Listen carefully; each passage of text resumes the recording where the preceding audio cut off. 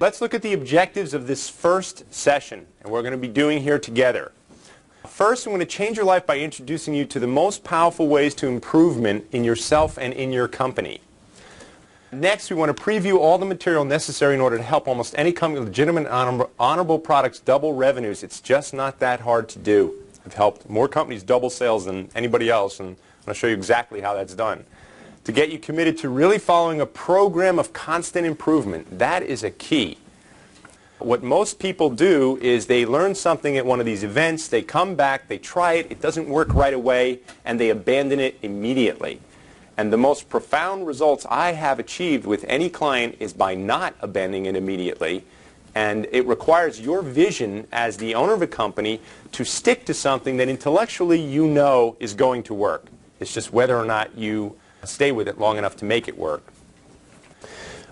So, okay, I'll give you some specific examples later. So to teach you to work on the business, not just in it, and again, I've said that already, and to be proactive versus reactive. How many people would say that they are mostly reactive in their business? Wow, only 10% of the room? Let me ask the question again. How many people would say they're mostly reactive in their business? Okay, that's better. Unless you just started a business, most executives function in a reactive mode, reacting and responding to the daily demand of the job. When executives are mostly proactive, their productivity and results increase exponentially. So we're going to spend some time on that. Proactive traits, problems get solved quickly. The company constantly finds better, smarter, and faster ways to do everything. And that's what makes a difference between a great entrepreneur and someone who's going to work in the business their whole lives. The owner and staff work on the business, making it better versus only working in it. So that's a key ingredient for all of you, is how do I work on the business and what do I work on and how do I make it better? So before we begin, I'm going to use the Bob Berry note-taking methodology for maximizing your learning curve. So take notes like you normally would. Then have a separate section where you put your action items. So you've got your notes that you're taking, and then you've got your action items. And you have a separate action list of things you're going to do as a result of what you've learned. And then in the last day, we're going to give you a sheet that helps you lay out your whole action plan. Dates, times, responsibilities, etc. And no, that's not Bob Berry. It's just another guy I didn't have a picture for. So, all right. So here, make a minimum commitment. Here's the real secret. Remember I talked about, what's the difference between people who really grow companies and people who really don't? The most key ingredient is that they just don't take a specific time to work on the business. So I say at least 1 hour per week that you're going to work on a business. Now me, if you were to get me involved in your company, I would spend only 1 hour a week working with the sales team and half an hour a week working with the CEO. And I'll talk to people and they'll say, well, gee, what can you do in only an hour a week? I'm like, you don't want me in your face more than an hour a week. Because all I do is work on the business, and that's what makes such a profound difference. I mean, I've literally doubled the sales, tripled the sales of companies just 1 hour a week. And it's going to be because of the first thing I told you is pig-headed determination to see the results that you want, and I won't let go. And it's about causing those incremental increases and improvements. So I'll give you an example. Paul, I'll use you because it's a great example, and it's not on any of the slides. But I work with Paul. We came up with a concept to try and get, he sells carpet cleaning and rug renovating, and he wanted to get his customers buying more frequently. So we went in there and we devised a script, and the sales rep used the script, and he came back after the first week. He was supposed to try it. So remember, I'm only on an hour a week with these guys. So I give the assignment, I give the work they're supposed to do, we get back on the phone, we put his top producer on it, we come back a week later and I say, so how did it go? What happened? He said, it didn't work. I said, it didn't work? He goes, yeah, I tried it and it didn't work. I said, well, how many people did you try it with? He said, I tried it with 10 people. And I said, then nobody bought it? And he said, no, only 2 bought it. So in his mind, that didn't work. And right then and there, that idea would have died if I wasn't involved with the company, because I was like, wow, that's fantastic. It's a 20% response rate. And his challenge, just to use Paul as another example, and it's a great lesson here, when I first got involved with him, we said, well, how many customers do you have? He said, well, I got 30,000 customers. Now, if you're in carpet cleaning, that's huge. Most carpet cleaning guys, 2 guys in a truck. They're lucky if they have 300 customers. He says, hey, it's 30,000. He covers the whole eastern tri-state area around New York City. And basically his customers buy about once every 3 years. And I said, you ever try to get them to buy more often? And he says, yeah, we send them coupons and discounts, but pretty much they buy about once every 3 years. And, so you've got 30,000, you've got 10,000 buying every year. And I said, well, what would happen if we got those 30,000 customers buying twice a year? So do the math. You've got 30,000 customers buying once every 3 years, or 30,000 customers buying 6 times in 3 years. What's going to happen to your business? So after his hands stopped trembling, we created the gold service, which I'm going to talk about a little bit later, but it was just a method of trying to get people to agree to having regular semi-annual cleanings. What percentage now, Paul, take advantage of that service? 40% of his total marks. So 40% buying 6 times in 3 years instead of once in 3 years. What's that going to do to your business? And how hard and how long do we work on that to get that working in your company? Couple? 5? Maybe 6? Hard work. Pig-headed discipline. And just 1 hour a week. But each week we took it a step further. So that's what I'm telling you guys. You can have profound results in your business if you just make the commitment that at least 1 hour a week you're going to spend working on the business. Just at least 1 hour a week. Now, this changes as you get into bigger companies. And what I found as I start working with bigger companies is it needs to be more than an hour a week. But smaller companies can even, and if you don't do an hour a week now, it can be profound. I mean, I'm just telling you, it's amazing. But the thing is, that hour a week, it's like I've gone to clients. I remember I had one very, very large client, and they said, well, we stopped having meetings because, they were mostly, bitch sessions. People were complaining. We really couldn't, be productive with them, so we just stopped having meetings. That's an example of throwing out the baby with the bathwater, meaning that they just didn't know how to run a good meeting. So what we're going to teach you is how to run a really good meeting. How to have a fantastic meeting that is designed specifically to improve your organization or any part of your performance. So dedicate 1 hour per week to improving the company or personal productivity, sales motivation, sales performance, marketing positioning, marketing strategies, marketing sales effectiveness. There's a whole bunch of things to work on right there. And my question to you is, how regularly and proactively do you work on those things now? Because that's what's going to make the difference. Again, my clients, you guys have to bear with me as I lay a foundation, but I am going to one-up all this stuff for you guys. The time management session will show you how to radically improve personal and company productivity on a daily basis. But for now, all I ask is that you make a commitment to working on the business on a consistent and regular basis and making some commitment to see an incremental improvement. What does incremental mean? It means that last week we were getting 2 out of 10 with the top producer.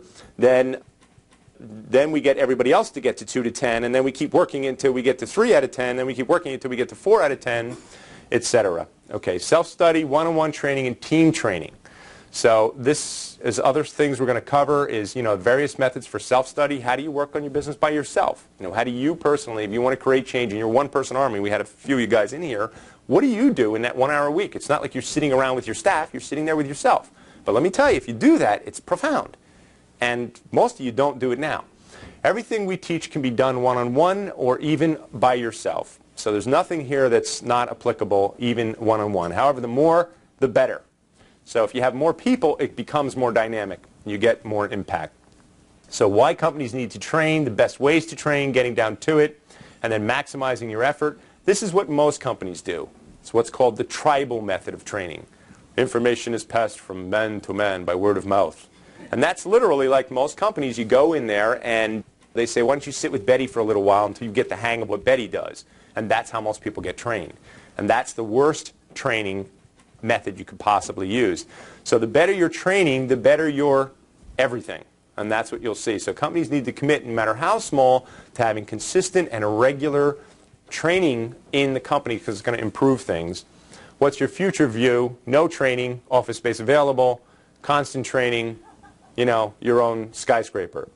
The most successful companies are constantly training their staff, preparing them for challenges of the future. IBM versus Joe's computer place, and the founder of IBM said he would just go into work on the business. He did not work in the business. He worked on how. He didn't work in sales. He worked on how sales would be made. He didn't work in programming. He worked on how programming would be done. So how much work have you done on how the things that your company needs to do are perfected and made better? Your training today determines your success tomorrow. Again, I have a publishing background, and the best companies in publishing were constantly training their people. My company, we owned our market. When I got to that magazine owned by Charlie Munger, we were at 2% of market share. When I left, we were at 28% of market share, which was twice anybody else. I mean, and if you knew the circumstance, you would have said it could not be done. I know he thought it couldn't be done. So think and act like you want to be IBM. How proactive are you? What kind of systems and policies and procedures are you having in your company that makes all the difference? And that's the key ingredient. If you want to look at how a company gets beyond that $1 million mark, where you just dragged it there with pure passion, it's 3 words. Constant planning, then what are the procedures that we're going to follow, and then what are the policies that we're going to institute in our company to make them absolutely hardcore, policies. So, for example, most companies have no follow-up procedures. Sales call is made, salespeople make up what they do after that. And so in my companies that I run, the follow-up procedures are really well trodden, and they're followed very closely. Everything works better with training. Saves time. When offered the choice between trial and error method of training and the training and trial method, employees and bosses unanimously agree they want the training and trial method. Who would deny that? So deliberate and constant training radically improves employees' understanding of company objectives. Training helps set standards of performance. So if you're not having that, you can't expect to have people get to the next level, and that's why companies stay small, is because they don't think of what must it be like at Wells Fargo Bank where they're hiring 55 new tellers a week. Can they do the tribal method of training there? It's going to be very sloppy. So let's have you ask these questions. Everyone sings in harmony with training. So true or false? All employees perform each aspect of their job with a high degree of excellence and consistency. Say it out loud. True or false in your company? I can't hear you. Okay. Results are somewhat predictable because training and skills are consistent. Okay. Each supervisor would give a similar answer for each question or problem. Got a couple trues in the audience. Each employee would give a similar answer for each question or problem. Okay. Client treatment is similar no matter who the client deals with. Okay. A couple of trues in the audience. All staff members know what is considered good performance or attitude. Okay. Those are all training issues. If you want the finest company or department possible, you must have consistent and constant training. It makes a huge difference.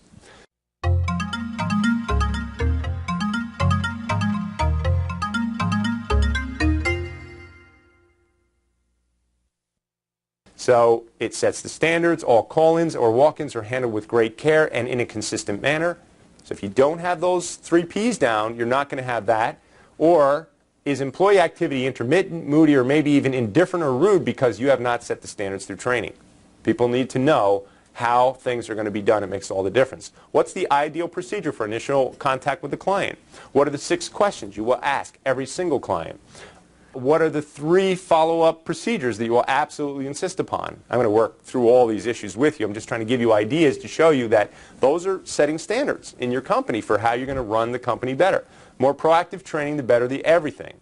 The best way to manage any company, so I'm going to give you this, is a large company model, is to break the company down into manageable pieces. Now when I say large, like you get over $1 million or $2 million, you're already, for this group, what I would consider a larger company, where your issues are more diverse and you have a lot more things on your plate.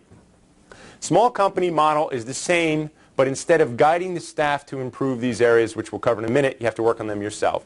So again, if you're a small company, still breaking down what are the impact areas. So that means what in your company, if you worked on improving it, would have a great impact on your company. So, example, this is from another client. These are his 13 impact areas I forced him to think through. He's outside sales, inside telemarketing team. These are different impact areas within his company. Marketing activities, your customer service, your CRM, customer relationship management. Customer service in his case is they sell products, and so they need to make sure they're on top of all that. CRM is customer relationship management, different issue. Purchasing and suppliers. Again, this is a $50 million company that sells a lot of stuff. That's a huge impact area. And how many people for here is that an impact area? Shipping and receiving, again, in his case, can save a lot of money if he's got that well organized. He's got 6 plants in different locations. Inventory control. huge impact area for a $50 million company. And this is more than most of the people in this room will have to deal with, but I figure if I can give you 13 choices, then I'm going to have you pick which ones would be good for you. Personnel, technology, partner relationships with vendors. So they're a distributor, so they sell products from other companies. So these are, again, critical relationships.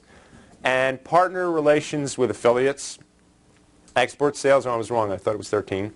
And then a California initiative. So he has an initiative to attack a new market. What initiatives do or should you have? So here's what I want you to do. Let's go to this thing that was just handed out to you. Part 1, first let's break down the company into impact areas. So on page 2, take a few minutes right now and I want you to break down. I'm giving you 15 examples from him. Let's think of what yours are, and then it says here, note, salespeople, admin staff, production or middle management, take the time to list your greatest impact areas if you perfected them. So that means that if you're in middle management or you're not a CEO, but you're sitting here in this room, what are your impact areas? What, if you perfected it, would have a massive impact on improving your department, your division, your area, the areas you're responsible for? So I'm going to give you like 5 minutes right now. Figure out what your impact areas are.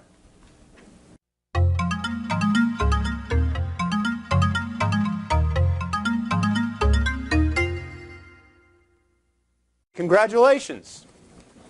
You just worked on your business instead of in it. Okay, what did you learn? We've only just begun. This is just the beginning. Now let's show you how to fix the things you just outlined. Let's give you some processes, some ways of doing things, okay? Let's go with the larger company first. In the example I gave you, another client, he can't think now, after working with him, he can't think of a better way to spend his time now. What he does is he actually spends about 13 hours per week working on the business, improving some aspect of it. Again, in his case, since he's got a $50 million company and he's the CEO, what his job should be is to go and fix those 15 things that you're looking at down there. So now we're used to just react all the time, maybe have 1 meeting or 2 meetings. Now he has 13 meetings, all of them proactive, all of them to improve one of those 15 things that you see down there. This is how businesses get stuck. They stop working on the business, and that makes all the difference. And some of these areas get 15 minutes per week, some get an hour per week. The important ones, of course, get an hour per week, but his objective every week is to take each one of those areas and move it a step further. And that's where that pig-headed discipline is going to come in handy. And I have people come back to me a year after being in my seminar and say, you know what, Chet? The biggest lesson I learned from you was that pig-headed discipline. Just to have it literally pig-headed. And that's what makes someone who builds a really highly successful, well-structured organization that's highly profitable, is they will not let go of those impact areas, and they work on them until they get them working really well. Let's go further. So let's say you pinpointed 6 areas. You hold 6 meetings per week with those responsible for those areas. Again, it's a larger company model. So then that would mean if it's the web, I saw on a bunch of people's things, who's responsible for the web in your company? Who is the person or people that are responsible? So then you have a web meeting once a week. And again, it's once a week. Because you know what happens if it's once a month? Let me tell you what happens. Nothing happens. You have a monthly meeting, there's a lot of stuff discussed, you come back a month later. If you keep good notes of what happened during the week, and that's the key, by the way, for the CEO, is to keep, and because imagine, here's what I do. I have 10 companies that I help all over the world. Once a week, I help the CEO constantly work on the business. Just yesterday morning, I did one where we got 2 things working really, really well in the company that they had never focused on. One was recruiting, and I'm trying to think of what the second thing was. But his recruiting was really weak, and so we had a recruiting meeting, and we brought in, this is a bigger company, we brought in his HR executive, and we just streamlined it in like 15 minutes. It was awesome. 15 minutes, just looked at what the procedures were, and just said, well, why are we taking 3 weeks to do this when can't this be done in a day? And sort of they're all real quiet because I'm on the phone. This is in England. And they're going, and the CEO goes, well, we really don't have to take 3 weeks to do that. We could do that in a day or 2, couldn't we? And the HR goes, well, I don't see why not. And it was a VP had set some procedure in place, and he was in the room too and really couldn't think of a reason why he'd set the procedure in place, and boom, we removed it, and we worked on the business, and we fixed something in 15 minutes that had been broken for 10 years. And this happens with me and clients again and again and again. They have things that are broken for 10 years. They never stop to work on it. I had another client. He had 18 customer service complaints that had elevated all the way to the CEO on a consistent and regular basis. And in 2 hours, one week we solved 9 of them, the next week we solved the other 9. We put in proactive procedures to address those things and get them fixed once and for all. So that's what I'm telling you. You can have profound results. And like I said, if it's 6 impact areas, now some of you I saw, one person army, you wrote down 15 things. That's probably not realistic, okay? It's too many things to work on. You'll end up doing nothing. So that's why I want to just try and, rein you in a little bit, pick those impact areas where we're going to have a massive impact and work on those first. The goal is in the meetings is to cause constant and incremental improvement. And that's where your pig-headed discipline is going to make the difference, because when you come back to that meeting, you've got a list. So what I do is I have a giant binder. It's managed mostly by my assistant, and in the binder is the section for each one of my clients, and I open it up each time, and I've got a big list of stuff I'm working on with them, and I look to move those things forward. And sometimes, some of the things didn't get worked on at all, and I have pig-headed discipline, I can tell you. So I just hold their feet to the fire and make them work on improving those things and constantly do it. And I won't let go until we get the improvement, and that's the biggest critical lesson I can tell you, is that you must insist on constant and incremental improvements. Just a little improvement. But if you do this once a week, in a year, how many meetings is that? 52 meetings. You can have profound impact on your business if you will take 52 proactive meetings to improve some aspect of your business. It's going to be awesome. And again, and a lot of guys in this room where not only did they learn that from me, but I personally policed that for a year or more. So, but make this more, I'm going to go into this more in a minute. Okay, let's talk about the small company or one-person armies. Same basic formula, the list should be smaller and the time spent shorter. Meaning if you have a $6 or a $5 or $10 million company, then you could probably do 6 hours a week. And I will tell you this, you'll come back to me as other clients have, and you'll say, you know what?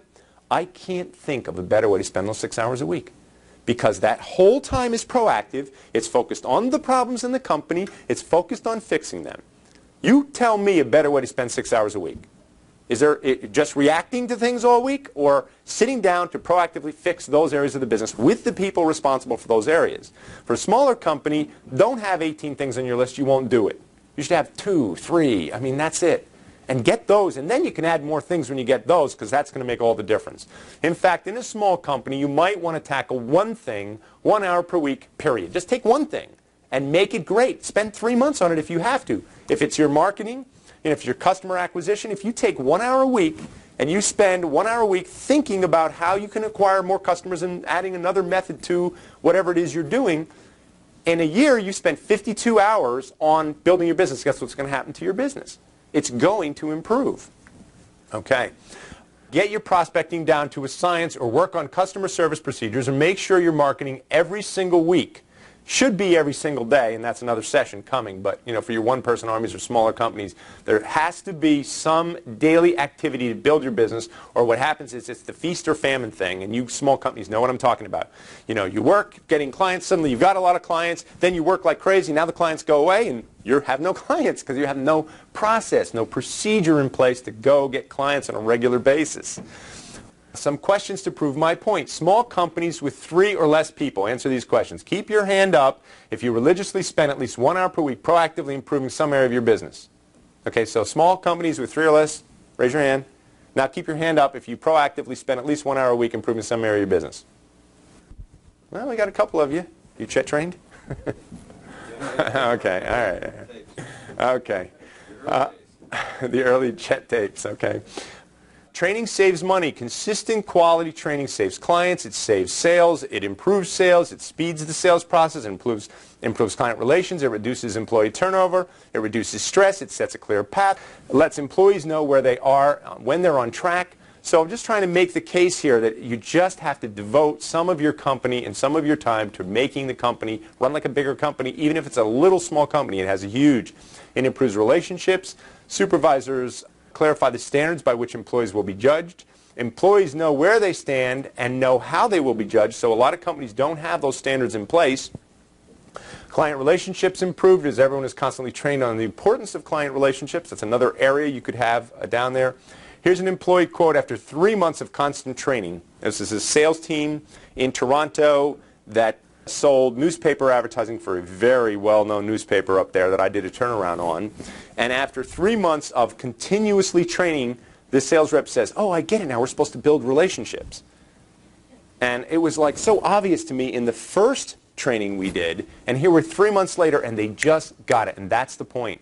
It's amazing how you have to stay on one thing until you actually get it working in your company. It can make a huge difference. I used to teach, take one competency per week and work on it, and then next week take another competency and work on it, and there were 12. So when I gave you my 12 competencies, you had 3 months of training. And that's way more than most companies were doing anyway, so it was really profound. And then I said, at the end of the 12 weeks, come back to the first competency. Well, let's say competency number 1 is time management, because that does happen to be one of the competencies. And you work on that on a Monday, and then we bring you back 3 months later to work on it again, and you're like, oh, yeah, right, we talked about this, and yeah, I see a lot of things. Well, now what I tell you, what I see, how you get even more profound results, is if you want to improve time management, don't let go of it until you improve it. If you have to spend 6 months on that, spend 6 months on it and get it working great. So I'm going to lay that out for you. I'm going to show you how to run any company, but I'm going to tell you that pick 1 or 2 things and make them work, not 12 things, because I've doubled and tripled the sales of many a company by getting 2 things working really well. And I'll give you plenty of examples. Train or be derailed, keep training no matter what. Supervisors have many jobs. All are important. None are as important as training. An ounce of prevention is worth a pound of cure. Do you want to learn the Heimlich maneuver when someone is choking? Or do you want to already know that? Okay? That's called crisis intervention training. And that's an interesting science because it was mentioned that I had a karate school. And if I could get 100 people in a room, I could get 98 of them to sign up for one of my I had taught self-defense training programs. And like Michael pointed out, we were on Times Square. Psh, what were we thinking? You know, I had to learn self-defense before you could come to our studio. Not anymore. I mean, Times Square is great now. You know, this is a long time ago. I was 25 years old, and we used to teach. And the reason I got people to come, I'd get up on stage, and again, there's a profound lesson here for some of you guys. And I would tell some stories right out of the headlines. How many people heard that girl who was, killed in Brooklyn last week? You heard that story? A lot of people raising their hands. Well, she got, and I don't want to be too dramatic here, but it's a totally true story. She was dragged up onto the roof of a building. She was, I'll spare you the details, it was not an unpleasant thing, but in the end she was strangled and thrown off the roof of the building, and they found underneath her fingernails skin. So this woman fought valiantly, but she didn't have any crisis intervention training. And so now you can see why I would get 98% of people, because if you're in a physical crisis, or you're under attack, or you're in a life-threatening situation, you're in one of 2 categories. 1, you have no training. You're going to be guessing. 2, you have training, you have very specific ideas, and you know what to do. Which category do you want to be in? So I'm showing you guys how you can set up a buying criteria. It's very powerful. But what's interesting is people think they're not going to remember things in a crisis. Your brain has a thing called a crisis scan. And when you're in a crisis, your adrenaline pumps into your system, and your brain speeds up. You know what I'm talking about? Anybody been in a crisis where suddenly, it's amazing, or you're in a car accident and all of a sudden everything seems to slow down? I accidentally drove a car off a cliff when I was 18 years old, and I was racing, 18-year-old stupid, I think it was 19, and I had a 440 1968 fire engine red Charger. I mean, just like the ultimate car for an 18-year-old, and the fastest thing I've ever driven in my life, and drove it off a cliff. And anyway, I was racing with another car, an Austin Healey. It was a little thing, and it was raining. We were on this country road going like this. I mean, you can't compete with an Austin Healey in that kind of an environment. On a straightaway, you'd kill it. But as I come around a turn, suddenly the car brakes from the wet ground. Actually, I came this way, and I started sliding sideways, and there was a car coming at me, and I punched the gas and turned the wheel, and the car went boom, and I fell cool, man. That was good driving. But now the next turn was like, no way. You know, I'd sped up to get out of that danger. And so the car hit this lawn, and I zipped across this lawn. I mean, it must have been less than a second. I was already doing 80 or 90. And I hit this lawn, and the car, zoom! I mean, it must have doubled in speed, 190. And I saw this tree coming at me. And then, so in that second, I pictured my father yelling at me. I pictured the car with a big dent in the side of it. You know, the whole thing's going through your mind, like, you know, how much trouble you're going to be in. All this, like, thousands of things. That's because adrenaline starts pumping into your system and your brain speeds up dramatically. Well, as it turns out, what happened was when the car hit the tree, it went like this and then rolled 265 feet down. And I can tell you the only reason I'm standing here today is because of all the karate training. I'm floating around on the inside of that car. Woo! Ah! I'm bouncing off the walls, and, you know.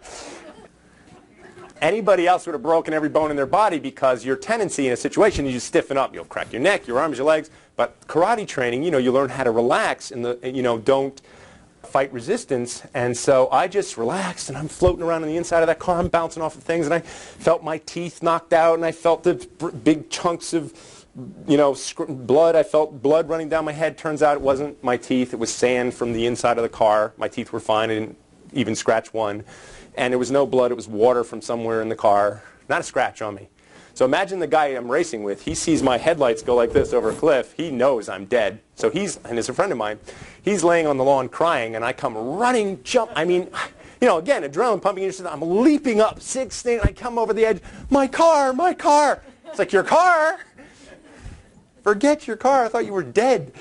But the point is that any kind of training intervenes in a crisis or comes to your mind when you need it to. It's amazing how, if you know the Heimlich maneuver, your brain just goes, Heimlich maneuver in a situation. Anybody ever performed that on anybody? Right? I mean, you know, if you know it, your brain just goes right to that information. So let's not have people making up what they're going to do in each situation. Let's have you proactively think about it. So this other company I mentioned to you, that the 18 customer service, they'd never thought in advance, like, here's a great workshop for you. What's the biggest problem we have in this company in X? And ask yourself that question if you're a one-person army, and ask your staff it if you have a staff of people, and boy, they'll tell you.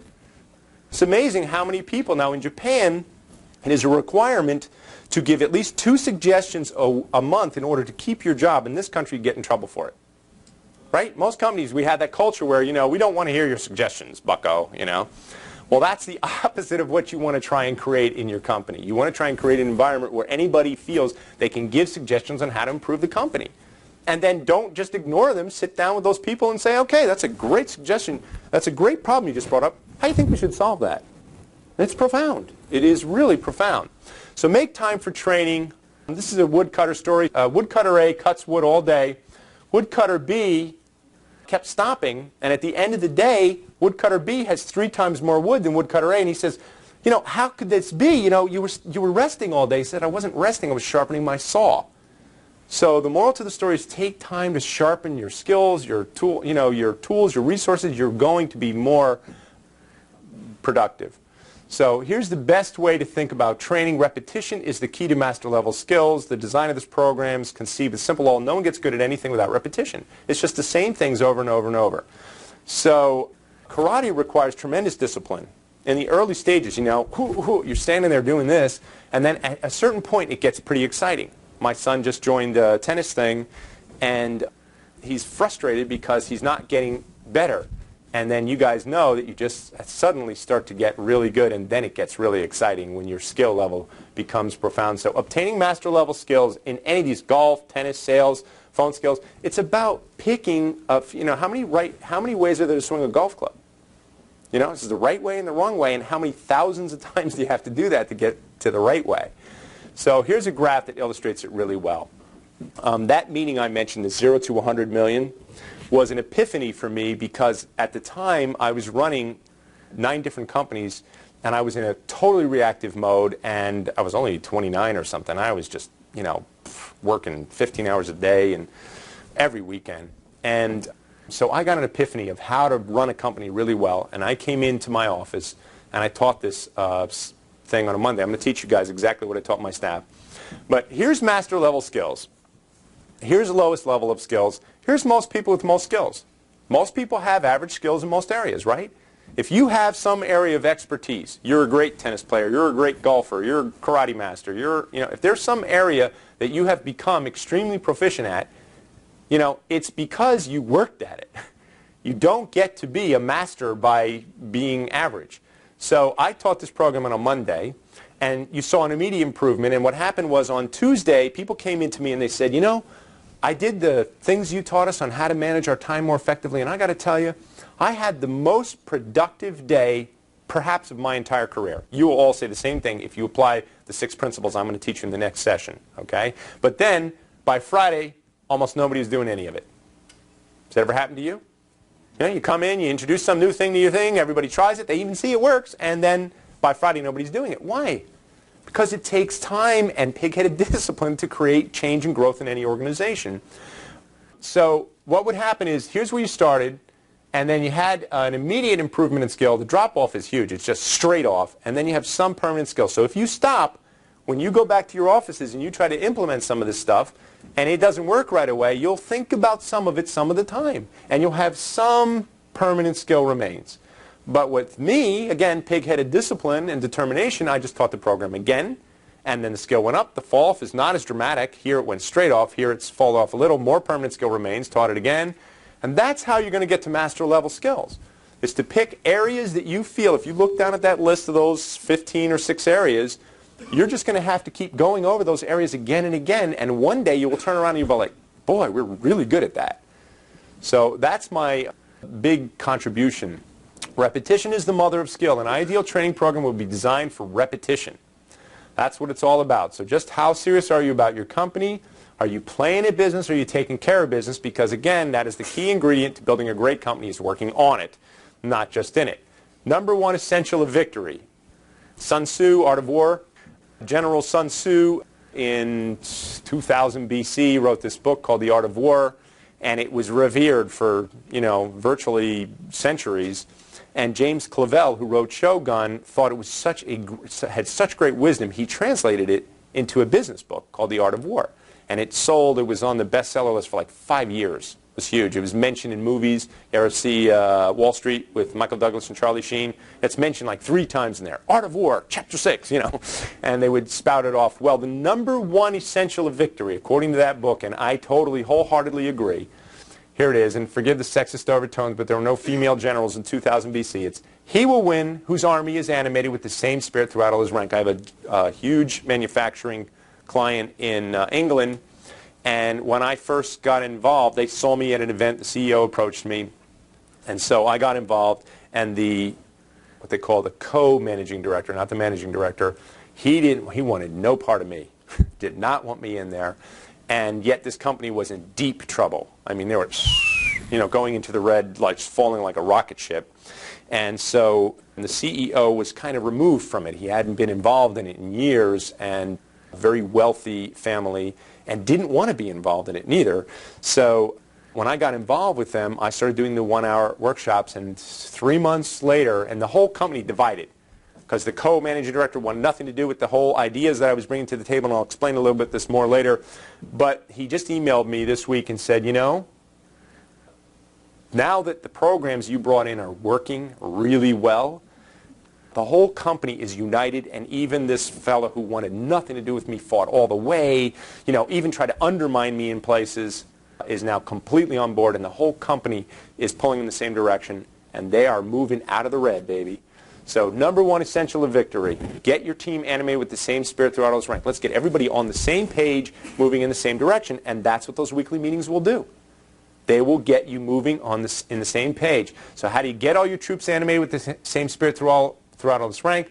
Well, you standardize core communication tools. So this is the most powerful thing any of you can do to unite your troops, certainly in your marketing and selling, is you need what's called a core story. How many people are familiar with that concept? Wow, a lot. Okay. So half of you know exactly what I'm talking about. The other half of you will learn, and it's going to change everything, because when you have that core story, it's a fantastic training tool, it's a fantastic sales tool, but more importantly, it unites the whole company in a common theme or message. And then develop simple rules, strategies, and skills to be repeated again and again until all of your people rise to that master level skill. Second most powerful thing you can do. So when I went to work for Charlie Munger, my background, as Michael said, I was a top producer. I was one of those guys that loved to cold call in the morning. You know, that's a very unusual trait. And I've heard, you know, people say, well, nobody loves to cold call. I go, wait a second, I love to cold call. Give me a list of people that don't even know who I am. And the challenge is to get on the phone with total strangers. And for me, it was like a game. It was like a personal contest. Let me get on the phone, see if I can cold call, and see what I can make happen here.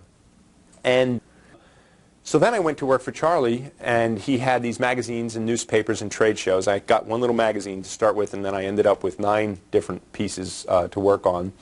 And I had had this experience of being top producer and thought the only reason I was top producer in these companies was because for some reason they didn't hire other top producers. And so I swore when I got into a position of authority I would hire nothing but top producers. So who here knows what happened when I got into a position of authority and went to hire nothing but top producers? It was really hard. I mean, it was like so hard. So I started building these systems, standard core communication tools. What is everybody going to say when they get in front of a client? I built that core story. It was the first one I ever built. Then the rules on what they're going to do. For example, 52% of salespeople will never call back a prospect who rejects them even once. Call up a prospect, yeah, hi, I'm with XYZ company. I'm not interested. Bye. Okay, thanks. See you later. Half of salespeople will never call that person back. When you get up to 4 rejections, you now have 95% of the population is done. They are never calling that person back. Now, top producers, me, and again, I'm not bragging, I'm just using myself clinically as evidence here. I decided what clients I wanted, and then I would go until I got them. It didn't matter how many times they rejected me or how often they put me off. I just kept thinking they didn't understand. And so I would go at them this way and that way and this way. Now, that is a psychological profile issue, by the way, and I'm going to teach you how to find those kinds of people for yourselves, for your selling. Because that psychological profile, when you can find it, is ideal. And when you can't find it, you work twice as hard to get half the result. But the important thing is, when I got into a position of management, is I started establishing what would be the minimum acceptable experience. So we had a program, which I have now, half of you guys in the room own it probably. It's called the 12 Steps to Get an Appointment with Anyone. So I would teach people, hey, look, we're going to try 12 times to get an appointment with anyone. And so when they were getting in on the 5th, 6th, and 7th time, they thought they were successful. Okay, meaning that normally they come and, 52% of them would stop after 1 rejection. So power of repetition to core concepts. Most of the better training programs come in, blitz an organization with a lot of information. You have a nice, healthy glow, for about a week, and then everybody goes back to business as usual. So by rotating core material, concepts are constantly reinforced and reiterated, skills impacted immediately, and yet over time they're permanently. It makes a huge difference. Okay. So what 3 things? Now let me give you an example. Okay. In Paul's company, there's 2 things we got working really well, and I'm more clinical and analytical than you are probably about it, Paul. But when I first got involved with him, the gold service was one, which I'm going to explain really well later on, and the other one was, he sends me tapes of his salespeople on the telephone. I'm listening to one of his salespeople, and she's talking to this woman who is 78 years old and is on a walker, and she wants to have her rug cleaned. Now, carpets, you can't roll up a carpet and take it out of here. It's wall-to-wall stuck to the floor. But rugs, you can roll them up and take them out, and he's got like a giant washing machine. They can drop your rug down in there, and they get it really clean. I mean, there's nothing left. It's totally clean. And so they arranged to have this carpet clean, and then the woman at some point says, well, what about the pad underneath this rug? Can we get that pad cleaned? And the salesperson says, how old is the pad? She says, oh, it's 15 years old. She goes, oh, no, that'll just obliterate. That'll fall apart. Oh, okay, I'll get a new pad. And so the woman goes on to take the order. So I write down, should sell pads, right? It's just a logical conclusion. Heck, they got the rug there, can have pads, sell it out, add it to the whole thing. Call Paul, say, hey, Paul, I got a great idea for you. He goes, what's that? I go, you should sell pads when you bring those rugs in. He goes, we do. Right? You remember this? So we bring the woman in. We say, why? Here's this woman with a walker going out to get a new pad, and we're not offering her a new pad. And she said, well, I didn't want to push it because, she wanted just carpet, she wanted just her rug clean. Okay, so there were 6 other services he offered, and that was the other thing. We worked on 2 things. We worked on the gold service, and we worked on getting his people to offer all 6 services on every single call. Now it's on an order form, right? They have to check it off that they offered it to every single client. And those 2 things have made a huge difference, and posters on the wall. So what 3 things for you? if I helped you at this event get them working really well, what are your 3 things that if you got really well, I'll give you another example. I had a client where we increased their ability to get appointments tenfold. They had 4 salespeople. They were getting 3 appointments a week. When I was done with them, they were getting 30. Just those. And by the way, that's one of 2 things. I worked on it for 6 months. Just work on appointment setting, appointment setting, appointment setting. Broke it down into little tiny pieces, made each piece a little better, made each piece a little better. So what are your 3 things? I'll give you 2 minutes to work on that. What 3 things, if you perfected them, would make a huge difference in your company?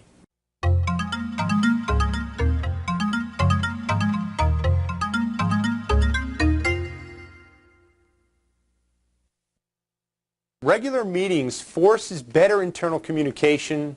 The best ideas now become shared.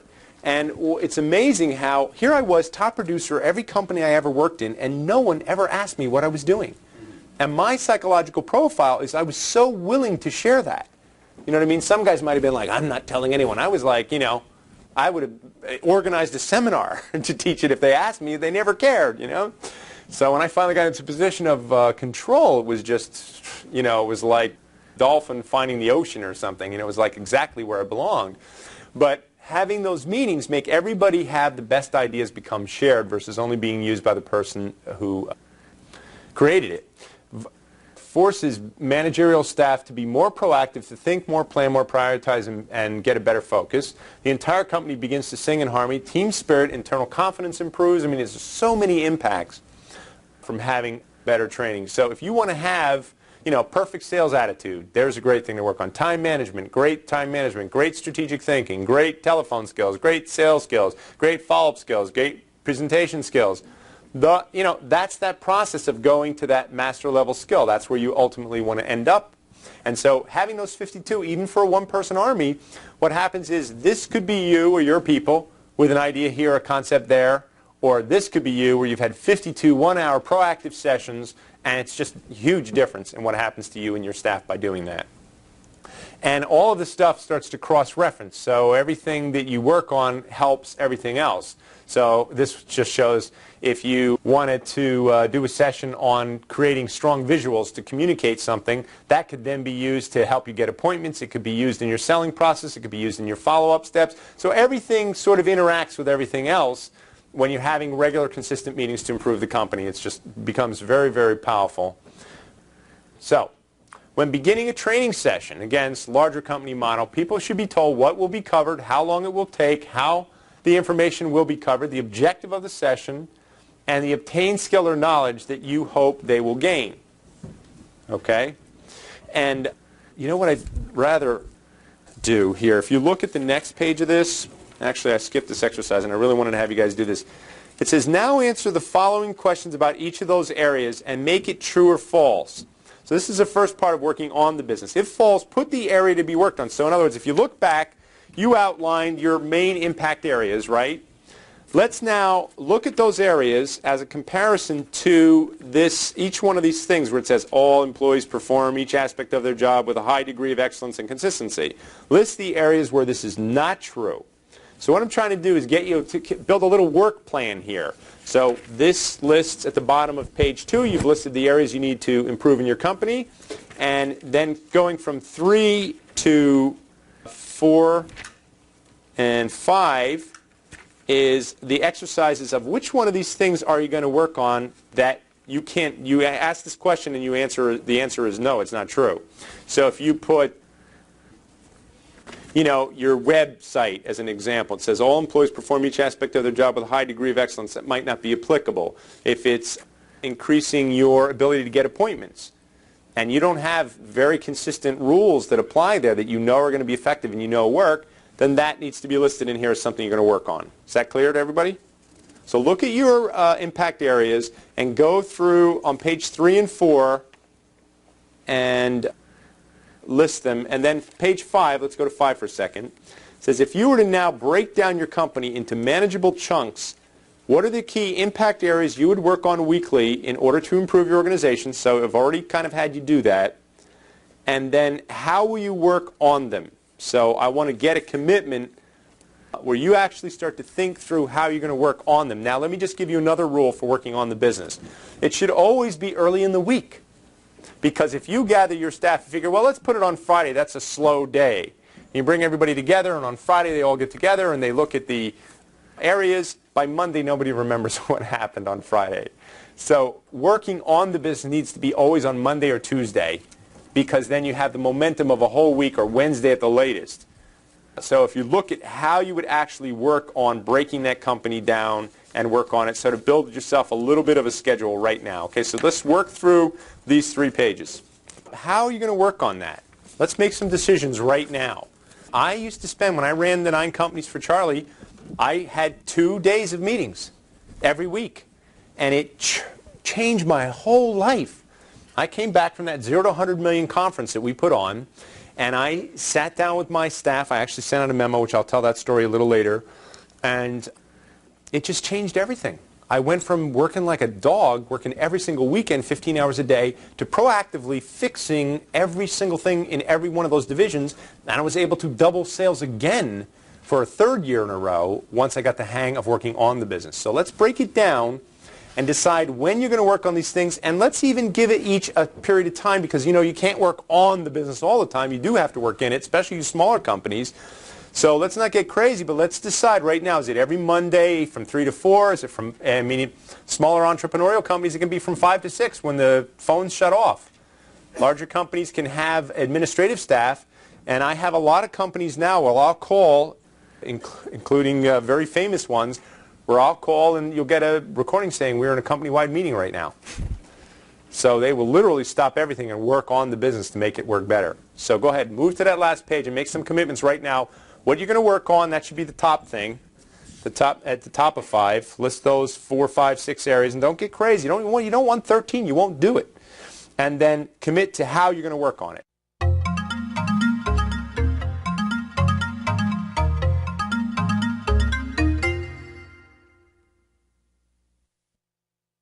Here's methods, okay? I'm just showing you some of the things that I do because it's just great experiential training.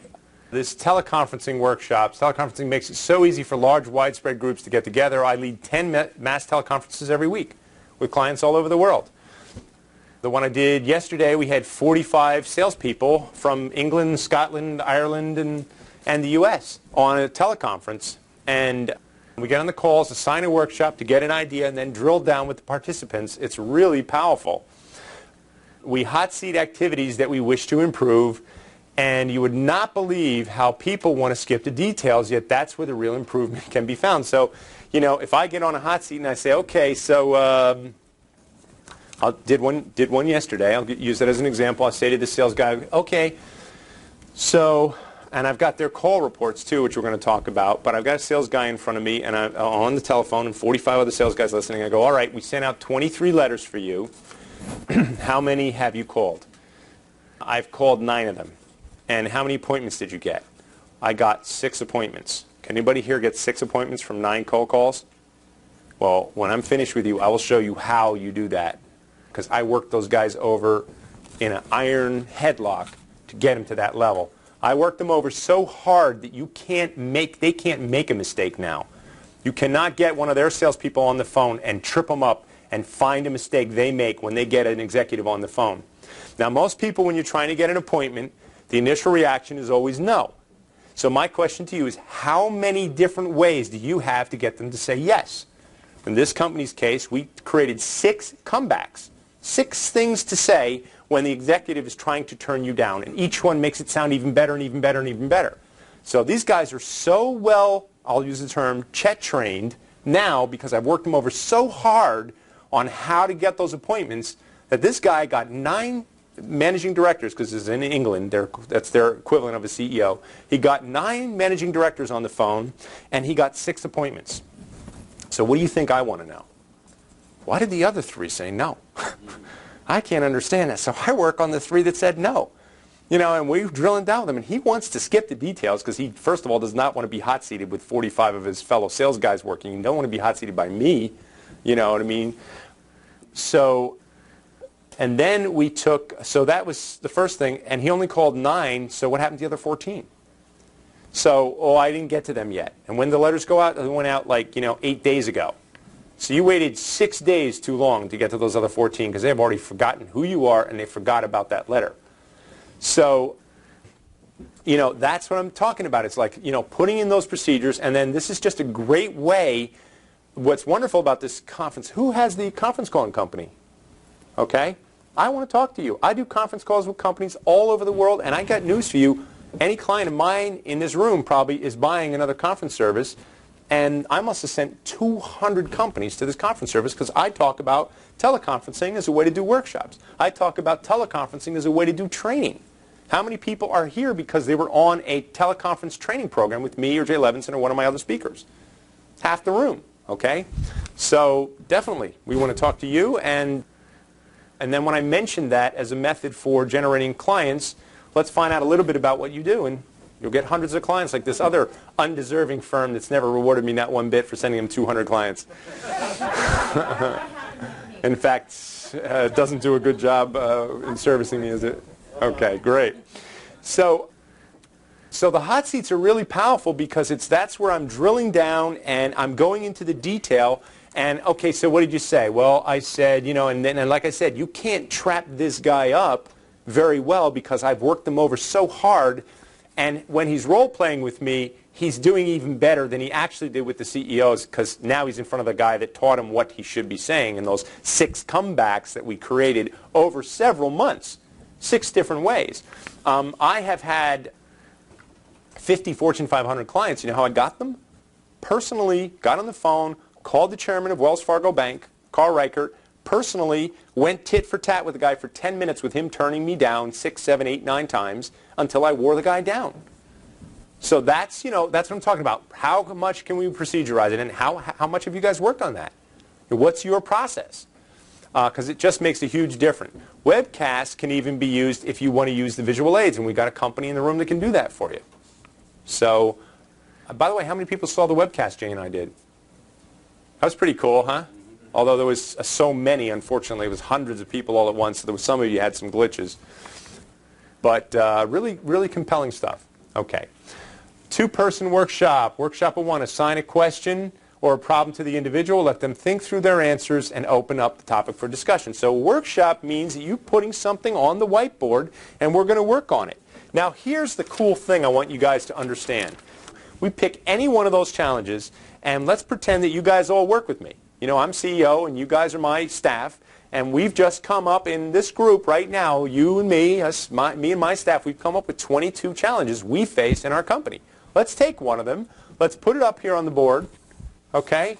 And then let me not try to come up with the solution. It's the biggest shift you're going to get if you have a staff.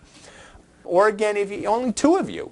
And you say, okay, now I want to have every one of you for the next 3 minutes work on possible solutions. And in a lot of companies, that is perhaps the first time you've ever stopped the world to talk about how to create solutions for some of the problems you all outlaid. So, I mean, it works really well. Now, here's the wrong way to do a workshop. Okay, everybody, the challenge we have is that it's harder to get in the door than ever before. I want some ideas. Bob, what are your ideas? Make lots of phone calls. This is good. He came up with one right off the top of his head. It's going to work better if we give him time to think about it. Let you guys sit there and work on it. So that's the thing. Spend time. Allow time for people to think. Don't expect people to come up with the answers right off the top of their head. 1-person army workshop. Same procedure. Put something at the top of a piece of paper that you want to improve and spend several minutes jotting down ideas on how you're going to improve it. Next steps, no matter what, the magic of the 3 Ps, the planning, policies, and procedures, which we've talked about, is break it down. Planning, create the plan. What are the next steps? If we take anything that you guys help me, and now we've got 52 suggestions, and by the way, that's not uncommon. We take the 22 problems that we have there, and then we put them up on here, and we ask you guys for ideas. We get 50 ideas. So now, actually, before planning, as I'm saying it, I'm realizing it, we need to prioritize. What's going to be the thing that will have the most impact? What should we do first? So let's look at our list of suggestions from everybody on how we're going to improve, whatever that area is, and then let's prioritize. Let's pick the most important things. And again, remember, I got a whole session on that that's top of the game, so I don't want to go too deep there. Then we'll create the plan. What are the next steps? Then we outline the procedures that we're going to follow. And then ultimately, after you've perfected the idea or concept, you turn it into a company policy that will be strictly enforced. That word, enforced. And I'm going to show you how to do that. Leading a group workshop, let's use establishing rapport. Let's use that you guys want to build better relationships with your clients, or in a sales situation, what can we do to establish rapport? So assign a workshop or individual to create a list of at least 6 different ways to establish better rapport. Now, if we put this group right now through this exercise, and I said to all of you guys, give me 6 is probably too many, especially with a large group, by the way. So leading a large group, it should be a smaller number, because remember what we did with you? What are your biggest challenges? Remember I told you I explained why we did that? Because what you found is that by table 6, we were coming up with the same duplicate. We only ended up with 22 challenges, and there's 100 people in this room. So, you know what I mean? You find very quickly universal things that keep coming up again and again. So if you say, give me your top 3 ways to establish rapport, and I made you work on that right now, you know we're going to get some really good ideas from this room. That's the whole idea of workshopping, is put your people to work on improving some aspect of your business. Once this is done, ask the chairperson to read off the workshop's findings, okay? This is exactly what we did. Summarize the findings on an easel or whiteboard, exactly what we did. Probe for deeper understanding of each given answer. So if I didn't understand you, I kept saying, well, what do you mean? What do you mean? What do you mean? Make sure I understand it. Add your own input along the way, trying to continually compliment and encourage comments. So again, the person leading the workshop has the control of the situation, really good control. So if you're the CEO of your company, or if you're the sales manager and you're running a sales workshop, you have a lot of control. You know, when you say, okay, Joe, what's your idea? Sam, what's yours? And then you parenthetically comment as you go. You go, that's a very good suggestion, but I think that, and you can even change and alter stuff as you go. You really have tremendous control in a workshop. It's a fantastic way to get in there and work on your business, okay? What do you mean? Give me an example. Can you explain that? Sound familiar? I've probably said all 3 of those on a regular basis. Now you can even vote on priorities. So that's another thing when we talk about priorities. What I'll do, and I'm upstaging something later on that's coming up here, but let's say that you just hired me. Let's say this table right here, you guys just retained me, and I'm to help you. Here's exactly what I do. The very first workshop I come to do with your company, I say, okay, you know, these guys have hired me because they decided that they want to have some fast growth, and I'm going to get involved. And you got your whole staff is listening. And I do this all over the phone, by the way. Never go in person. Do it all over the telephone, all over the world. I'll go, I want you to list for me, what are the things standing in the way of growing this company faster, better, or smarter? And that's all I have to ask. I want at least 3 suggestions, but don't stop there if you have more, from each one of you. And in most cases, it's the very first time ever in the history of the company that they've asked their employees that very important question. You know, we want to grow really fast. What are the top 3 things standing in the way of this company running faster, better, smarter? So you have to have guts to retain a guy like me, because that's the first thing I'm going to do. I'm letting you know right now. I'm going to get in the company. I'm going to ask everybody for all the problems and challenges. Now that does a lot of things, by the way, that workshop. What did it do in this room when we had you guys outline your biggest challenges? It put you in the mood to learn, didn't it? You know, so first of all, you listed your own individual challenges. I had you do that. Then the second thing you did is you then commiserated and shared your challenges with everybody else at your table. So the whole room was in pain by the time we actually went around to trying to get anything. It puts you in the mood to learn. Same thing with your own staff. Same thing, you know, when I go and I do that specifically for the purpose of knowing that I'm going to get that company focused on their problems. It puts everybody in the room in the mood to learn. And also gives me 22 things to work on now. And I know exactly how to work on it. I'm not holding anything back. I'm telling you guys precisely what I would do if I got involved. Now I just put those things up on the whiteboard and I keep working on them. I don't have to come up with a single solution. I don't have to be a brilliant genius.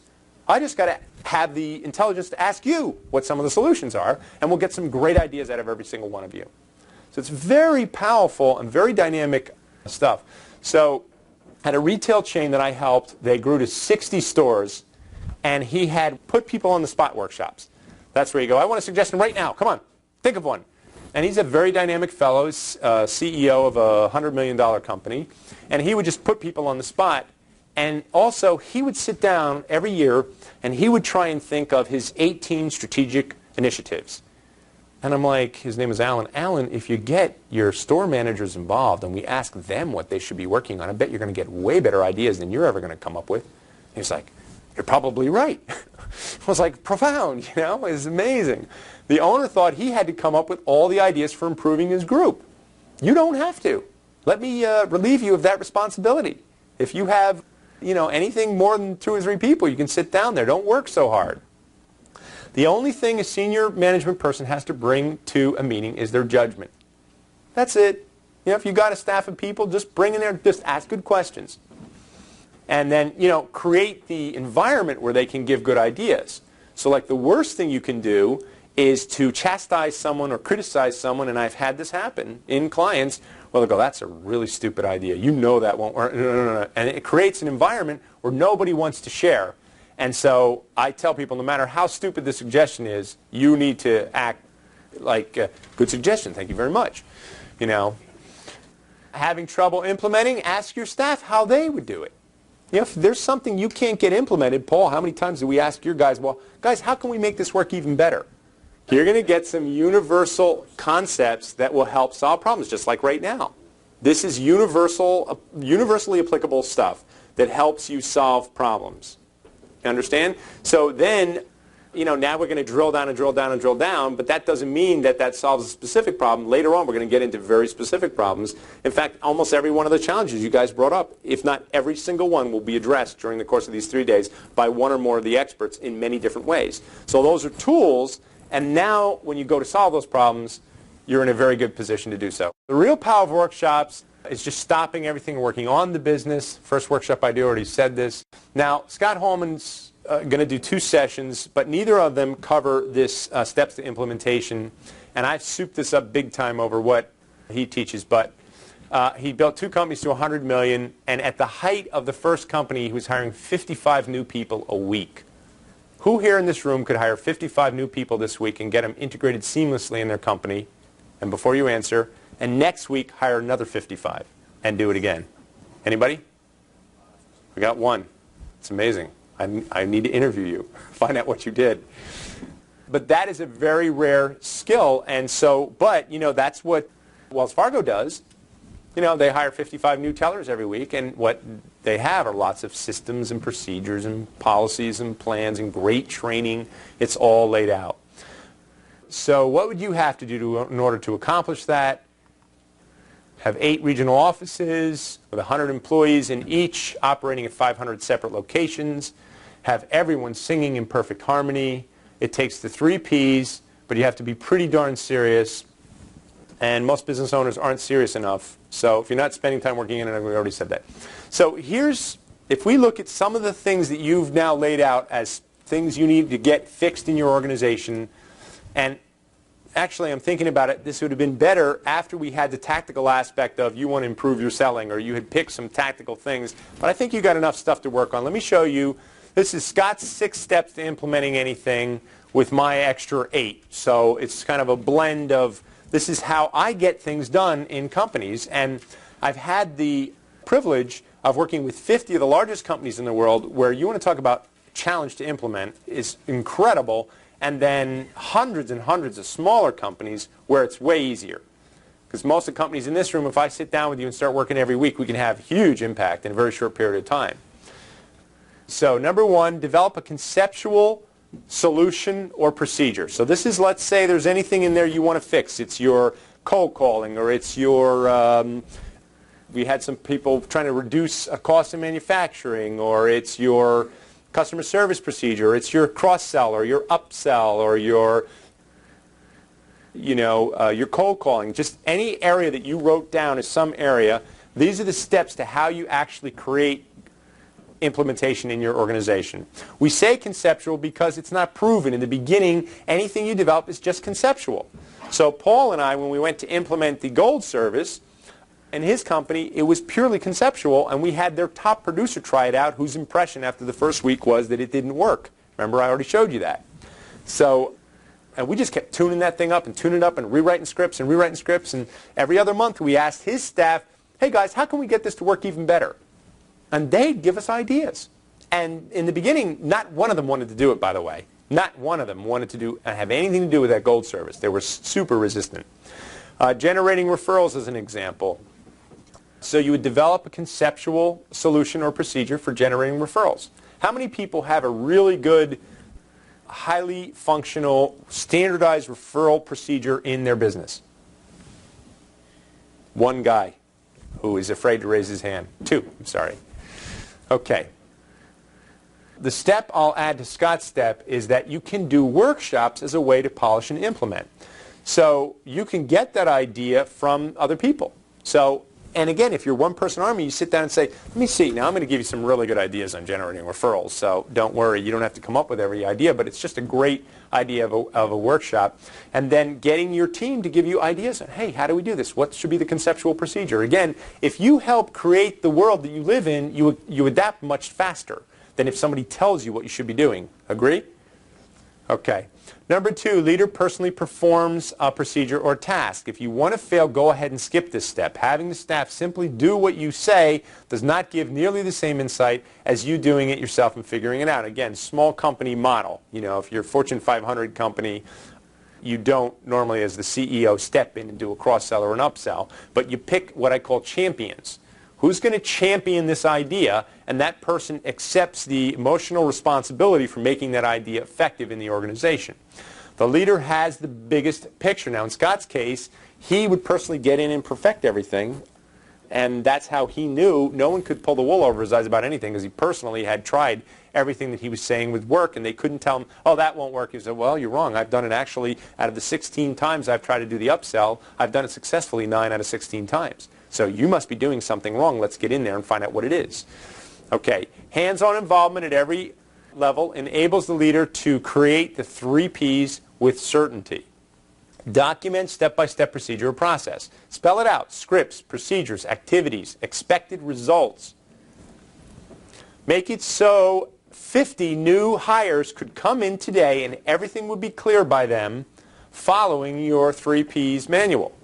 So think, in whatever it is we're talking about right now, let's say we had to train 50 people on it. Think about that. Even if it's one person, it changes everything. Okay, show and tell. Take your documented steps and work with the staff to implement. Show and tell. If it's a telephone procedure, demonstrate it or record it yourself doing it. And those hot seats are really powerful. Okay, simulation and workshop. Again, I'm going to insert some Chet stuff here. Role play and workshop the idea before you roll it out. Role play and work over your staff, forcing them to do exactly as you would have them do it. This example I gave you of yesterday's workshop where I'm working with this manufacturer, they know they can't make a mistake because I worked them for 6 weeks on just getting appointments, on just the 5, 6 comebacks you need to have where that CEO cannot turn you down. So where you feel pretty stupid if you're on the phone with me again and I'm asking you, well, what did you say next? And you know what the right answer is. So, I mean, I'd love to see any of you getting 6 out of 9 appointments. You get 9 CEOs on the telephone. Now, by the way, that's England where it's easier.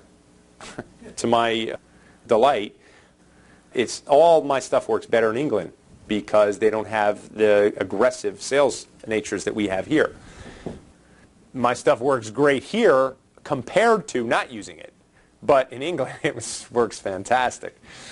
It's amazing. Then ask them how they think they might make it even better. That's another great step. Now, after you've had the procedure, stop the world and say, guys, how can we make this even better? Just make them work at that. It's just profound. Number 5, monitor the procedure directly. So what happens is a lot of times, like in Paul's case, again, I'm sorry to keep using you, Paul, but it's just a great implementation example. You know, he recorded the reps so that I could hear the actual conversations that went on. And we corrected and monitored weekly. You know, that's why you have people go out and test something, come back a month later, forget about it. That's crazy. And if it's really intense and it's really important, monitor it every day so that you can be sure that they're going to do it properly. More on monitoring. First, immediately monitor the person or people following the procedure.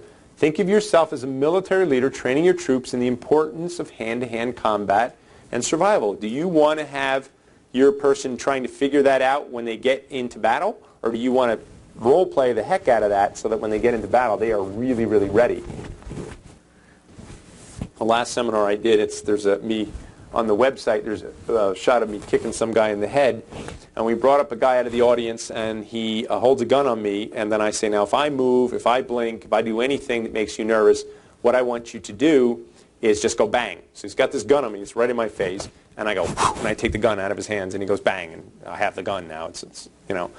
So then I put the gun back in his hand, and I say, now, if I move, if I blink, you know what I'm going to do. If I move any way that makes you nervous, I want you to say bang. And again, take the gun right out of his hand. And he says bang, you know, bang, and I already have the gun. So the point is that intellectually I can teach you very quickly what I did there, why it works, how any one of you could do it, but would you really want to try without practicing it a few hundred times maybe?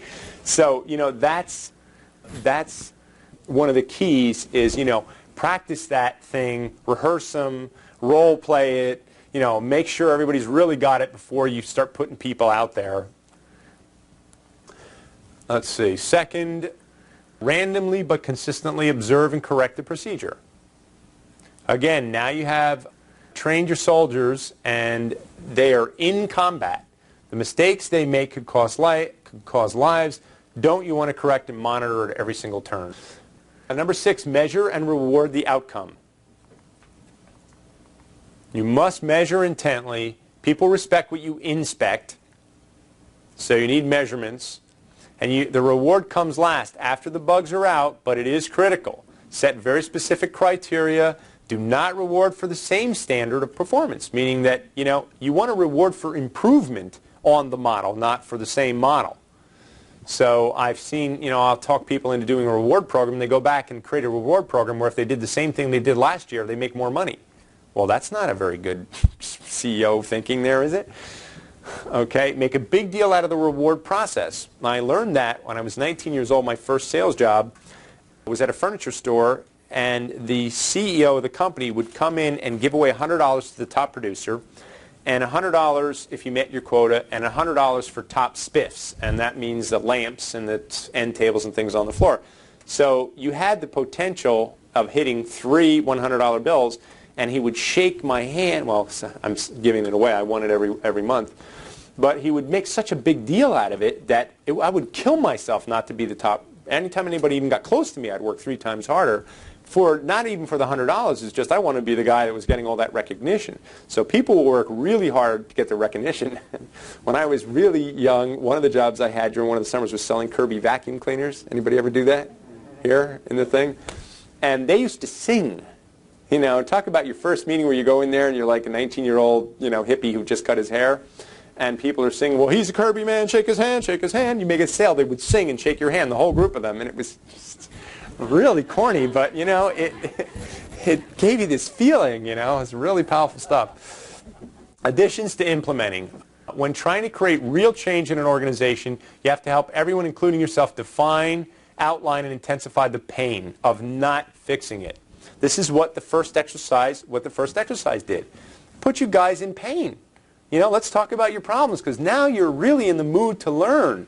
And so we're going to have a profound result by getting you there. So let me just tell you, when you're trying to create real change in your organization and you've got something you want to create, so for Paul's with the gold service, in fact, I think we skipped this step and we should have done it, is what happens, guys, do you want to be chasing every month those deals or do you want to know for a fact that every month you're going to have 400 people who are going to buy from you if you don't even work that hard because they're on the gold service plan?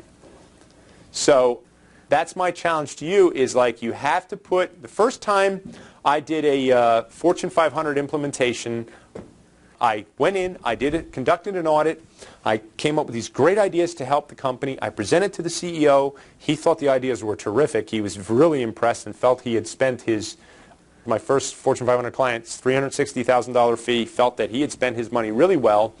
He flew in his entire sales team into Denver, 255 salespeople. I went up, I presented my ideas. They intellectually understood them. They kind of pretty much agreed with them that they were pretty good ideas. They went out the next day and kind of tried them a little bit here or there. It didn't work, and they abandoned them immediately, and it totally failed. It's my very first client. So if you can't already tell what kind of person I am, that doesn't go over very well with me. I don't go to help clients and fail. That's not, what I mean? I'm not that kind of a guy. So I learned right then and there that implementation was critical, and I learned this very powerful lesson. The first thing you need to do if you want to get people to change is show them why what they're doing now isn't working and make it intense as possible. Okay? Go to the workbook for an exercise, and from your list of challenges, let's choose something, one thing we can go to work on right now. So let's do a workshop right now on some of the solutions. So right now, those of you who have your team, I know you're probably sitting at different tables, but let's look at one of the things. Just pick one thing in your list that you would like to fix, and right now let's do a little mini workshop on some ways that you can fix it. All right, let's do a workshop. Okay, let's do a workshop right now on some of the solutions. Take one of the smaller challenges you wrote down, something easy to fix. Maybe it's a standardized form that you need to create. Maybe it's a standardized email. Take one of the easy things that you can fix right now from the list of challenges that you wrote down and select that out. Take a few minutes right now.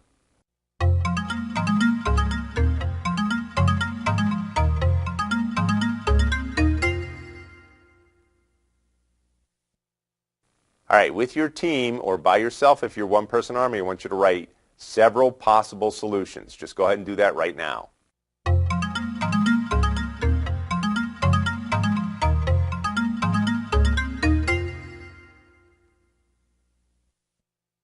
Now, I want you to decide which solution you're going to implement. Pick the one that you feel you want to implement.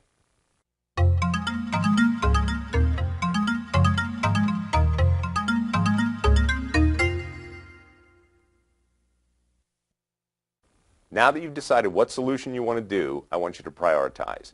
Take the solution and write down in order what the steps are that you're going to have to take in order to make that solution a viable reality. Do that now.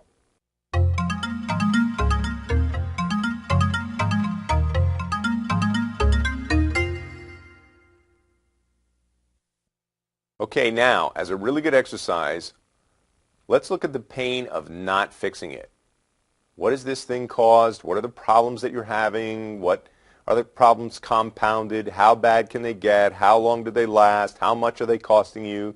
Take a look at the pain of not fixing this problem. Just do that exercise right now.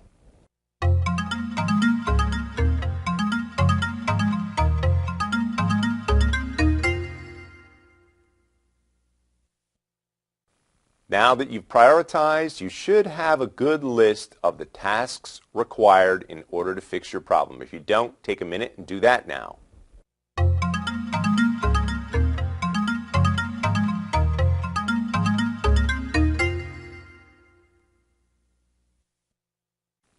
Okay, if there are requirements that you need in order to get to these tasks, you should have them listed out as well. If you don't, take a minute and do that right now.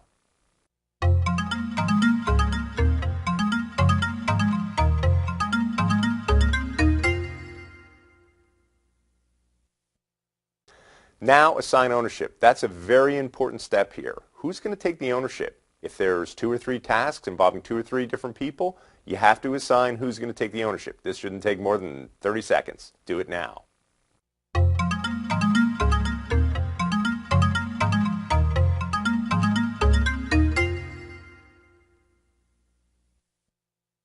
Now, ownership without deadlines is useless. So let's set some deadlines of what people are going to do and when they're going to do them. Do it now.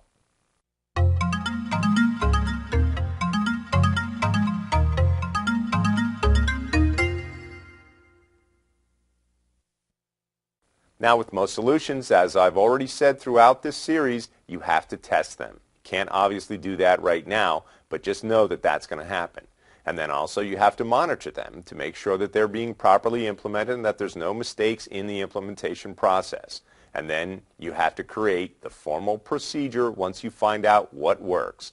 And that becomes a company policy for moving your company forward. And of course, you have to continue to monitor. Okay, and have you done this? From a recent workshop, we did a workshop with a client where we created a reward for anyone who came up with a hard and notable savings. And 20% of the savings go to the one who discovers and implements them. That might be too much because somebody came up with one that was like $1 million savings, and the owner of the company ended up giving him $200,000. But it's a killer workshop. What's wrong with that? Yeah. Well, he wasn't very happy at the time, I can tell you. Yeah, well, he had to back it up. So I'm just cautioning you, be careful, because you never know what people are going to come up with when you start to reward them. But it's just a great workshop.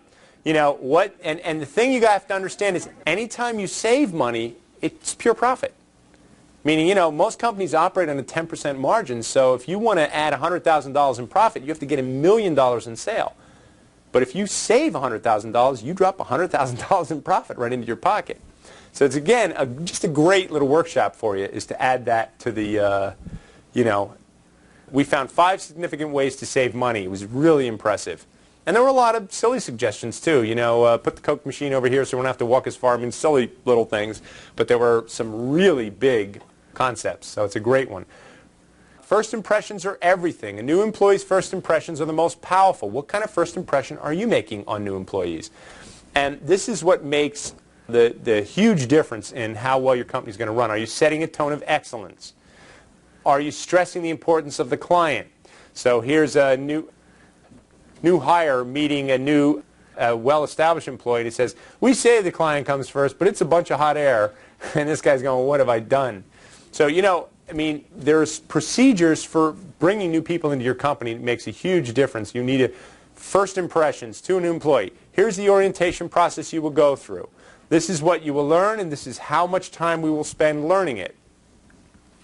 Nearly all conceivable questions or concerns will be addressed. Now think about you're hiring a new employee, and this is the first 5 minutes of their day with you. Notes to supervisor: be prepared, be sharp, be in control, explain ongoing training. Have other employees introduce themselves in a friendly and helpful manner. I mean, that's part of your processes. That everybody is told to go and introduce yourself in a friendly and positive manner. That part of every person's job is to introduce themselves to new people in a positive way. Remember, the first impression will guide an employee for the entire term of their employment. So you need to make sure you're making a great first impression. All right, the Business Growth Master Series is now your new hire training program. Now, in your workbook, in the introduction letter, the very first page of your workbook, it tells you which modules to use for what level of employees. Just spells it out. Salespeople, here's the modules. Management, here's the modules. Administrative staff, here's the modules. It just lays it all out for you. So now, what this is going to be is your new employee hiring training program. You're going to make all new employees spend their first day, first few days, whatever it takes, depending upon how many modules that particular employee has to study.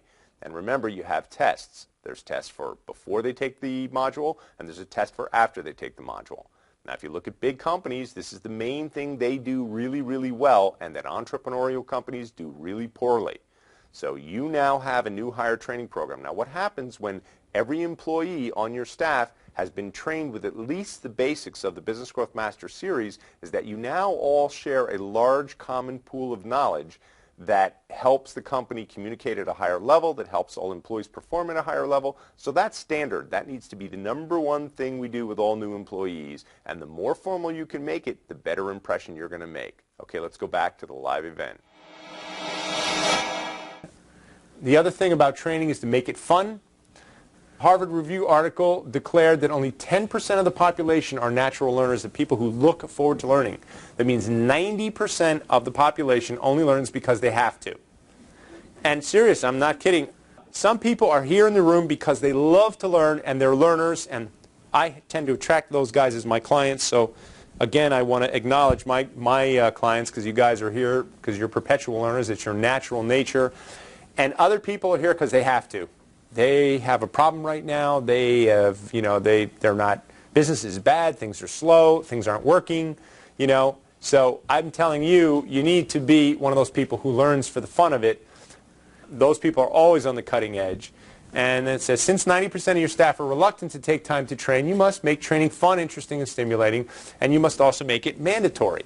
That's why I say, when I get involved, I have the CEO sends out a memo saying, this is when we're going to meet. It's Mondays at 3 o'clock. It's every single Monday without fail. Write it in your calendar. You will not have a doctor's appointment during that time, because those can be set up anytime. You will not have a dentist appointment during that time. No offense intended to the doctors, dentists we have in the room, because those can be set up at any time. These are non-negotiable, absolutely mandatory meetings that we will have. Can anyone tell me the professions that now have mandatory continuing education? Yes, yell some out. Lawyers, doctors, dentists, nurses, accountants, real estate. You know why? Because 90% of them will not go and get training unless it's mandatory. So imagine having some doctor who's been in, the backwoods of upstate Arkansas using some technique that's been expired for 30 years. And there are a lot of them that would never go back to school if you didn't force them. So now that's why they have mandatory continuing education, because 90% of people won't learn unless they have to. So make it mandatory. And again, you one-person armies, set a schedule no matter what that you're going to follow. We retain 20% of what we hear, 20% of what we see, 50% if we see and hear it, and 85% if we get involved. Okay, so your retention goes up dramatically. And again, what just happened to this communication experience? You can feel it went down. So our visual, and I'm going to talk more about this later, but visual aspects of training can make it really powerful. At the very least, you will always use visual aids. They nearly triple the retention. Data dumps are okay for initial sessions where you need to relate a lot of information, but the highest retention will come from practical application and regular and consistent involvement. That's where you get the real big gains in productivity. It says watch this program because you'll get a lot more out of it. Here's the same exact slide without all the color, and that's a simple little graphic. This or this, you can just see the difference. Okay, friendly environment. Remember, training should be fun, so encourage questions, jokes, insight, participation. Treat all questions with respect, no matter how stupid. However, don't upstage yourself by answering questions that are going to come later, so you need to be in control when you're conducting any kind of training in your company. And again, I say make it fun. That's me doing training like 16 years ago in a training program. And even then I used visual aids. Look at it. Before I even had all the studies I have now that show like it's so powerful. Hot seats are killer. That's what I do with my clients. Works really, really well. Oh, this is a great example. CEO Bunt. We had a client who was trying to sell telephone systems, and we knew the CEO wouldn't look at telephone systems. We didn't want to be with the communications. Again, this is all stuff I'll be talking about later in terms of being a brilliant strategist. If they went to the telecom director in a company, the telecom director didn't have the authority to get the budget to replace a phone system. It might be 15 years old and total antique, but as long as it's working, don't fix it, right? Yet the advantages of fixing it could be significant, and yet most of them couldn't get the money. So what they really wanted to do was go to the CFO, but the CFO would bunt to the telecom director because that's the guy in charge of our telephone systems. So we deliberately went after CEOs, knowing they were going to bunt us down to the CFO. And we worked on that one and perfected it. And this is just a great example. So one of the things we did was we talked to the CEO, and I'll spare you the whole pitch, but at some point when the CEO was turning us down, we'd say, well, let me ask you a question. Do you trust the judgment of your CFO? Well, of course I trust the judgment of my CFO. Well, then do you think he would be a good person to evaluate this, And we created a thing that was called the 9 ways that you waste money in your voice and data spending. It was education we give, and we'd say, do you think the CFO? Yeah, the CFO. Yeah, in fact, he would be good. We literally worked the CEO knowing he was going to bunt us to the CFO. It was like a deliberate plan. And I worked that thing over for about 4 or 5. That's the group where I got them 10 times more appointments. They were getting 3 when I got involved. They were getting 30 when I left. Same 4 salespeople. Well, 4, some of them changed, but still only 4 salespeople. And for weeks, I harped on that one little thing, that CEO bunt is what we called it. And one of the things I had them do is when the CEO said, you know, that'd be a great idea. Why don't you see Harry? He's our CFO. It sounds like something that would be interesting. And Harry, you know, if it comes to saving money, yeah, Harry's your guy. So then I said, all right, let's send a memo now to the CEO saying, hey, as per our discussion, I'm going to go see Harry. These are the things I'm going to talk about, and I will report back to you what the process is. So I get call sheets that show what these guys did, and I'll show you some really great ones later, how you can put in, you know, procedures to monitor and track what's going on in your organization. Really good idea, huh? And I said to the sales guy, okay, so what, you know, this is a hot seat. What happened? You know, I see you talked to all these CEOs, and then on the sheet it showed what activity they took afterwards. And I said, did you send the memo we sent? Oh, no, I forgot to do that. So here's what happened. The reason we did that is because we sent it to the CEO. We told him, we reiterated what was important about it. And then the CEO inevitably would write on the document, Harry, this sounded good, check it out.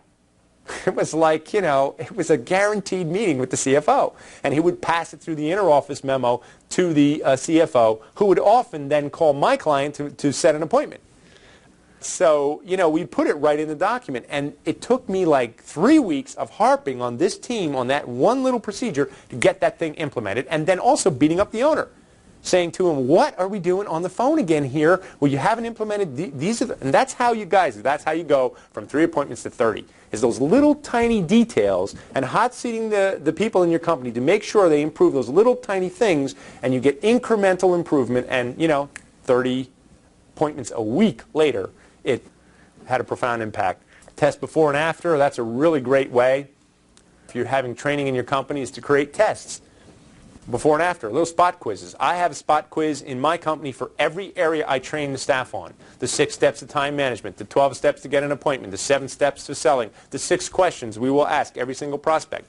And I had it so systematized that to this day, 10 years later, I could go back to any sales rep who worked for me and say, what are the 7 steps to every step? And the guy would fire them right off, I guarantee you. Because I just beat them into their heads. John Wooden one of the most successful basketball coaches in history, what he would do is he would prepare for 4 hours for 1 hour of training. And who knows about Coach John Wooden? So the record, a lot of you guys. So it's like broke every record, and whether they won 17 out of 20 national championships. I mean, it was unbelievable. But he would rehearse some little, you know, down between the legs, pass to this guy kind of a thing, a little play, and he would practice it for 4 hours of what the play was going to be with 5 of his team members, just for what would be an hour. And actually the play time was a couple of minutes. But he worked on what was going to be for 4 hours so that when they got on that basketball court, they were so awesome nobody can compete with them. Because everybody's, yeah, we practice layup shots, yeah, we practice, you know, different kinds of things. But he would practice little plays and ways of passing, and the team was so tight and so perfect and so well structured and rehearsed. And by the way, you want to feel some pride? You get a sales team like that, that is a feeling of pride. When you know you've got the best salespeople in your industry, bar none, or you've got the best trained staff of any single person in your environment, and it's not that hard to do. But I personally participated in companies like that, and it's a fantastic feeling. So these are the manager tasks. You have to plan, you have to evaluate, you have to organize, you have to motivate, you have to recruit, you have to supervise, and you have to manage. Those are all the manager tasks. The manager resources are, you have ideas, you have the processes, you have the time. These are your resources. You have energy, you have money, you have employees, you have materials, you have equipment. Tell me which one of those things won't improve with training. Every single one of them. So it's just want to try and get you committed. Training will help your company run better, faster, smarter. Take time to sharpen your skills. The company conducting the best training will own the future. That's a guarantee. And train or be derailed. Make it fun. Master level skills come only from repetition of material. But people get bored if you teach it the same way, so try to create different ways and get them involved. Ask their opinion. It really makes a difference. Train constantly, train with enthusiasm, train and entertain, train or feel the pain. This was a Chet Holmes International production.